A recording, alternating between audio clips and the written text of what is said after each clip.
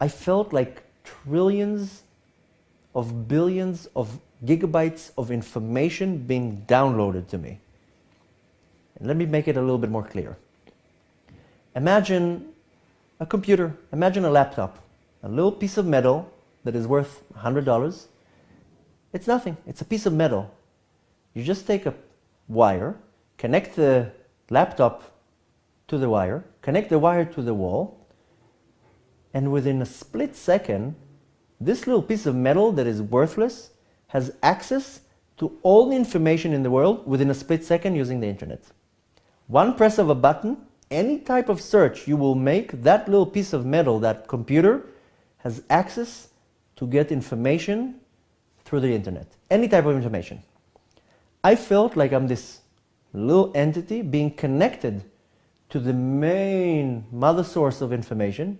I can't even say internet, but the main source of information, and as if endless amounts of information is being downloaded to me simultaneously. And this is what it was. I was able to see God's wisdom and derive non-normal pleasure from it. There's no words to describe that pleasure. And when I get a lot of the question, but what did you see? What do you mean you saw God's wisdom? What are the secrets of the universe? There's no really words to put it in.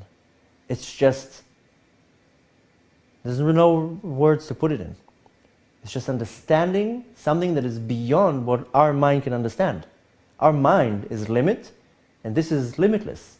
Something limited cannot understand something limitless.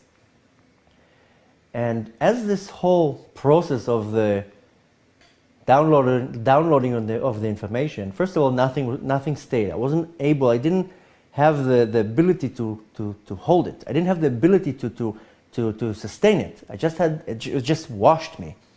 I didn't have the vessel to actually hold that information. And as it was going, as pleasurable as it was, there was also a tremendous strong feeling of the opposite of pleasure, that I can't hold it, that I can't sustain it, that I can't grasp it and keep it.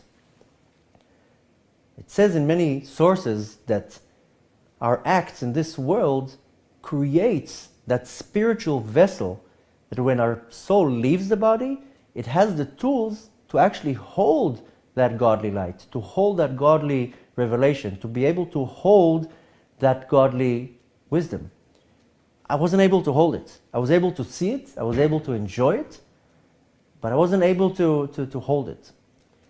So simultaneously, there's a tremendous feel of pleasure, and at the same time, this very strong feeling of the opposite of pleasure. I don't really know how to define it, because it wasn't really sorrow. It was just a feeling of that I can't keep it. Almost like taking a little kid to a toy store and letting him run there, and at the end of the day tell him, okay, now we have to go home. You can't keep any of the toys. You have to leave all the toys here. Now it's time to go home.